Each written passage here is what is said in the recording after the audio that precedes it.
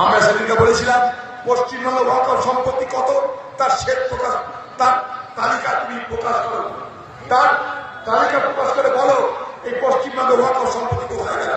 পশ্চিমবঙ্গের তৃণমূলের আমলে হাজার হাজার ওয়াকফ সম্পত্তি লুট হয়ে গেছে। পশ্চিমবঙ্গ সরকারের মাথা ব্যথা নেই। 23শে জুন গত বছরে 23শে জুন মমতা ব্যানার্জি বলল পশ্চিমবঙ্গের ওয়াকফ আইন চালু করতে দেবো না। তার জন্য বিধানসভায় কোনো আইন পাস হলো না, তার জন্য বিধানসভায় কোনো প্রস্তাব পাস হলো না। বাংলার মুখ্যমন্ত্রী মুখে বলে দিল আমি পশ্চিমবঙ্গে ওয়াকফ আইন চালু হতে দেবো না। যদি ইচ্ছা থাকতো তাহলে আইন পাস করা হতো। পশ্চিমবঙ্গের বিধানসভায় তার জন্য আইন পাস হয়নি। ঠিক সেই মুখ্যমন্ত্রী 27 নভেম্বর পশ্চিমবঙ্গের প্রত্যেকটা জেলায় জেলায় ডিএমদের বলল 6 ডিসেম্বরের মধ্যে সব ওয়াকফ সম্পত্তিকে তোমরা তালিকাভুক্ত করে দাও, রেজিস্ট্রেশন করে দাও। কি করে রেজিস্ট্রেশন হবে? আপনার গ্রামের ওয়াকফ সম্পত্তিটা বাপ ঠাকুরদা কত যুগ আগে দিয়ে গেছে, তার কোনো রেকর্ড নাই আপনার কাছে, তার কোনো দলিল নাই আপনার কাছে।